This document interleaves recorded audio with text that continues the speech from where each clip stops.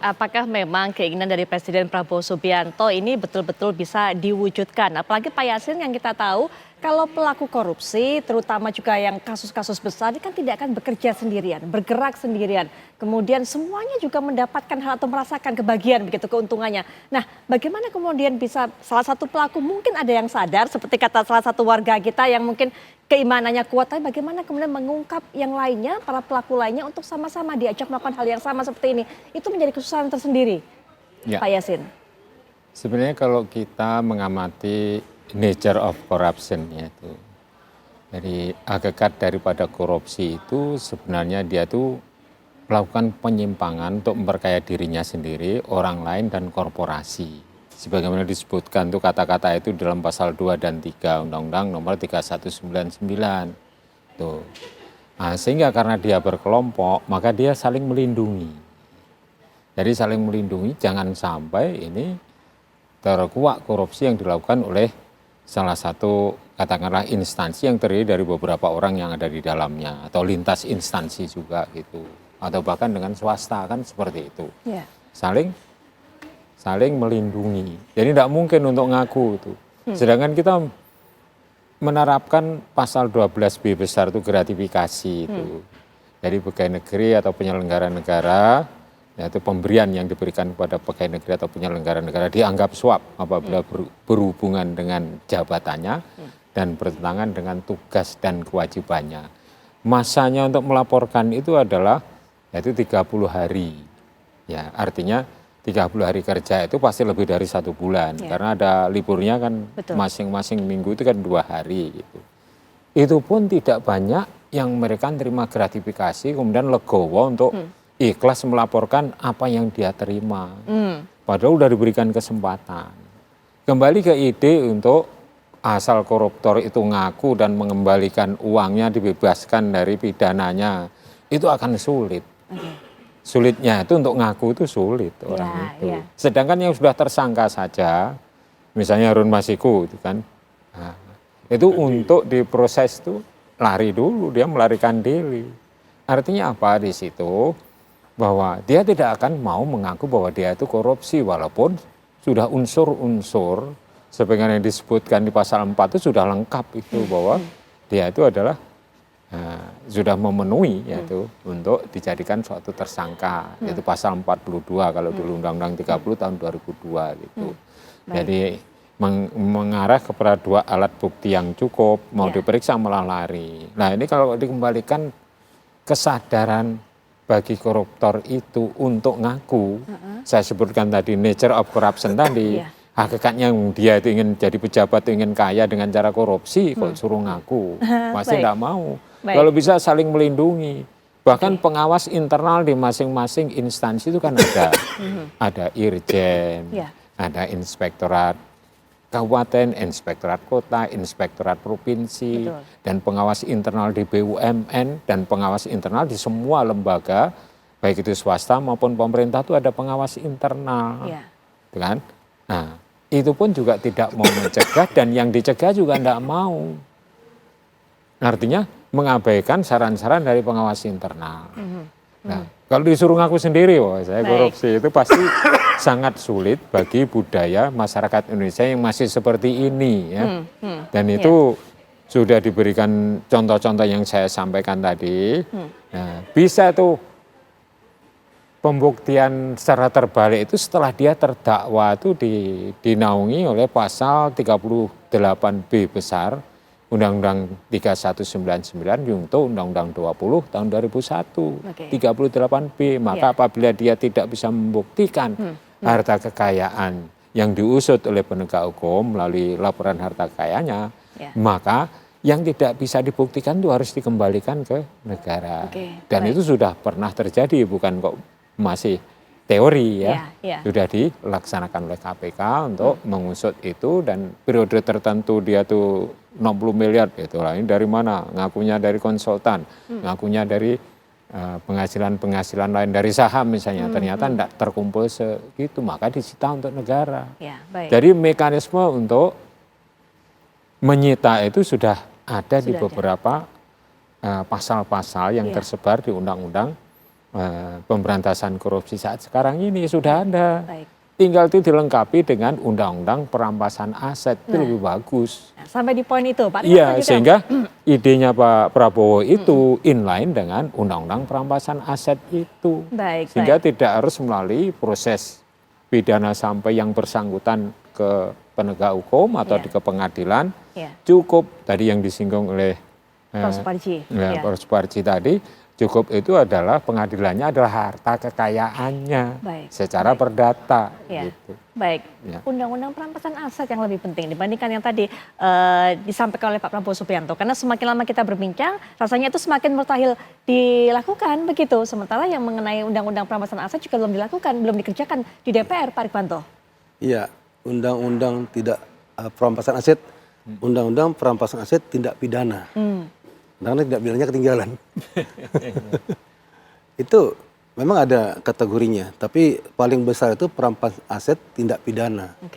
Nah, tapi ada pasal juga yang mengatakan belum putus pun bisa diselusuri harta-harta yang tidak ada kaitan dengan dirinya dan tidak bisa dibuktikan. Dan di situ nanti pembuktian itu tidak harus dari aparat penegak hukum saja, tapi yang bersangkutan harus bisa membuktikan sendiri asetnya. Kalau dia tidak bisa membuktikan, bisa diambil oleh negara. Nah, ini memang sedang berjalan. Jadi jangan khawatir lah itu. Cuma ini kan ada revisi atau membuat yang baru, supaya agak baru ya. KUHP itu, Pak. Nah, KUHP itu nanti juga mengatur tentang undang-undang perampasan aset itu di situ. Tata caranya dia masukkan juga. Kemarin sudah kumpul dari staf ahli, tenaga ahli di DPR itu, memasukkan semua hal-hal yang hukum acaranya itu berkaitan dengan undang-undang yang akan dimunculkan nanti. Mungkin ya kita bincang sama rekan balik itu, ini KUHP-nya dulu kita fokuskan, aturan mainnya, jangan sampai undang-undangnya ada, aturannya nggak ada. Jadi diambil pasal ini kira-kira rinciannya bagaimana, pasal ini rinciannya bagaimana nih, tata caranya, siapa, bagaimana, waktunya dan sebagainya, itu sedang dirumuskan. Itu berjalan semuanya. Jadi bukan nggak mau 2025, cepat. 2025 Pak Rewanto. Ya, insya Allah. Jadi kalau dulu target, tahun 81 karya agung. Mudah-mudahan ini kategorinya masuk karya agung juga. Karya agung lah. KUHP yang baru ini. Baik, Prof, pandangan mengenai hal ini, undang-undang perampasan aset. Saya kira perampasan aset ya cukup mendesak ya untuk segera direalisasikan itu. Setelah kemudian KUHP ya. Tapi menurut saya kembali pada diskusi ini, betulnya yang perlu dilakukan pendekatan saya kira adalah pendekatan restoratif justice terhadap tindak pidana korupsi. Jadi sebetulnya mekanisme bisa ditempuh dengan adanya pengakuan bersalah, terus kemudian tidak dihukum gitu. Jadi pendekatan RJ itu sudah diterapkan dalam konteks berbagai macam tindak pidana. Bahkan untuk korban narkoba saja jangan dihukum, tetapi kemudian dikembalikan.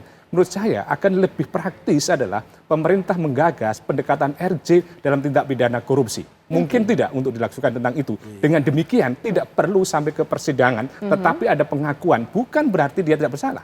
Oh, pendekatan RJ adalah adanya kesalahan yang bersangkutan, cuma kemudian tidak dihukum di penjara, tetapi adalah memulihkan keadilan kerugian negara. Saya kira ini akan lebih realistis daripada amnesti, abolisi, atau kemudian pendekatan-pendekatan yang lain, atau kemudian mengundang mereka untuk mengaku. Tetapi tetap ada proses hukum, tantangan pada para hakim, tantangan pada jaksa untuk melakukan pendekatan tentang RJ dalam konteks tindak pidana korupsi. Gitu. Baik. Restoratif justice dirasa lebih bisa, lebih mungkin untuk dilakukan, menurut?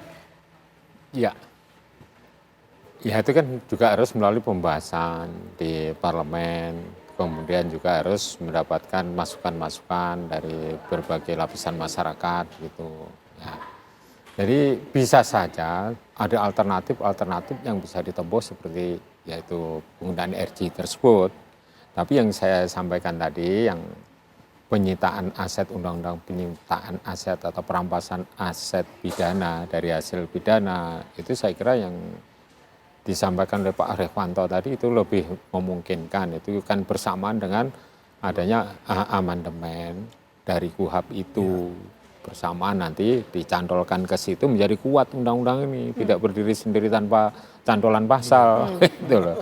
Artinya ada tindak lanjut dari KUHP yang menyatakan bahwa bisa dilakukan perampasan aset itu tidak harus melalui proses di pengadilan, itu proses pidana di pengadilan.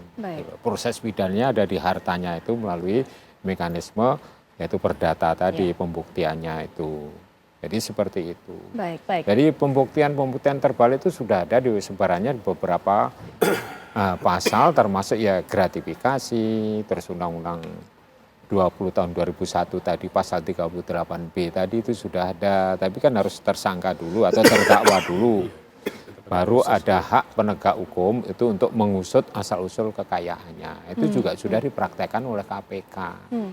Misalnya terhadap tersangka-tersangka yang ya termasuk Akil Mokhtar, termasuk yang pidana-pidana yang lain, termasuk Basim dari Kementerian Keuangan itu juga disita oleh negara dari batas waktu penghasilan yang tidak jelas asal-usulnya itu. Yaitu diduga dari korupsi, maka disita untuk negara. Jadi statement Pak Prabowo saya kira cukup bisa kita hargai lah, kita apresiasi untuk mengundang yaitu pihak-pihak yang terlibat di dalam penyusunan aturan perundangan yaitu DPR, di sini hadir Pak Rewanto ini, yaitu menyampaikan saya kira ini positif juga untuk apa itu namanya lebih realistis yang orientasinya adalah pengembalian ya kerugian keuangan negara yang dikorupsi oleh para pelaku korupsi atau para koruptor itu. Dan orang-orang yang selindut artinya yang pat gulipat memainkan harta negara dengan tidak bisa apa itu namanya dideteksi dan tidak ada yang melaporkan itu. Nah, maka itu pun juga bisa diproses hukum nantinya kalau perampasan aset itu sudah diundangkan nantinya. Tadi hal yang penting yang perlu kita sampaikan itu bahwa yang namanya koruptor itu sulit untuk ngaku. Itu yang pertama kita sampaikan tadi, sulit karena dia adalah berkelompok, saling melindungi, dan bila tidak ada yang melapor, maka tidak akan bisa terungkap. Misalnya kasus cek pelelawat itu Agus Sondro, kalau tidak ada Agus Sondro yang mengungkap sebagai whistleblower, juga tidak akan terungkap itu. Jadi orang tersakiti dulu baru mau mengungkap itu. Kalau tidak tersakiti, ya kecewa aja, ya kan? Diam aja kan, misalnya pembangunan karakter pelaku kan. Ya.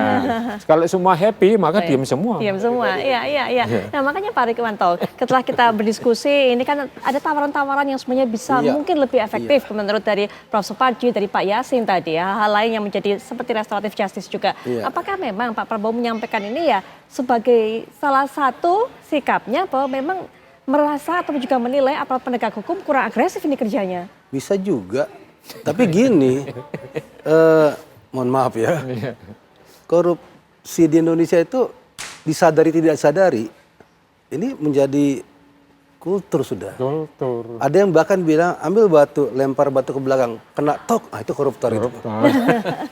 Karena hampir semua. Ada yang bilang itu berburu di kebun binatang, tinggal mau bidik yang mana.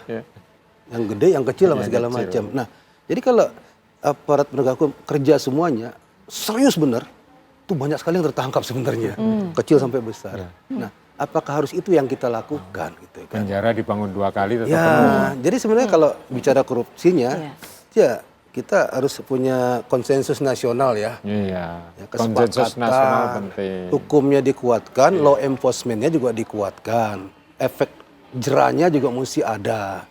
Ya kan, nah kalau yang disampaikan Pak Presiden itu alternatif. Ya kalau ada yang bilang itu murah meriah, murah hati, ya welcome drink lah istilahnya. Come on, ayo come on gitu. Salah satu alternatif saja. Tapi mudah-mudahan efektif itu aja. Ada nggak yang bersambut ini? Atau diam-diam ada yang ngusul, Pak jangan namanya koruptor Pak. Saya mungkin nyumbang aja ke negara lah. Kan bisa aja kan? Iya, diperhalus ya Pak? Iya, dulu di Aceh ya, waktu zaman Pak Karno perlu beli pesawat kan itu kan, Solawah, orang Aceh kumpul emas tuh, dia dibeli pesawat. Mungkin kalau negara ini butuh sesuatu sekarang, panggilan Ibu Pertiwi, ayo siapa yang mau? Yang kaya-kaya. Ya, yang merasa terpanggil, itu will be fine, itu lebih baik gitu ya. Baik ya. Catatan terakhir juga oleh Prof. Suparji mengenai pernyataan Pak Prabowo ini, termasuk juga jika restoratif justice itu menjadi salah satu solusinya, apakah kemudian ada efek jera? Karena para koruptor akan berpikir bahwa gampang saja, jika kemudian ketahuan dan sebagainya tinggal mengembalikan saja selesai semuanya. Ya, memang sekarang konsep dari pemidanaan itu orientasi utama tidak sekedar penjeraan, tetapi adalah memulihkan keadilan negara tadi, memulihkan kerugian negara.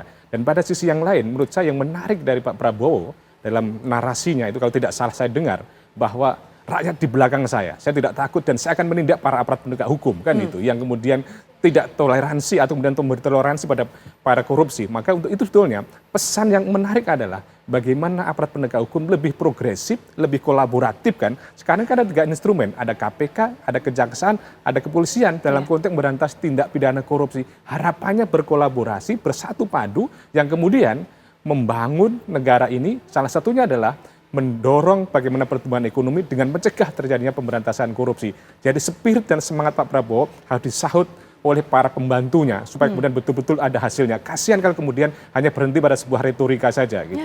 Ya, catatan terakhir juga supaya ini tidak menjadi hanya retorika saja seperti katanya Prof. Suparji. Pak Yasin terlebih dahulu. Ya, saya memandang bahwa ini menunjukkan bahwa presiden yang sekarang ini fokus terhadap korupsi.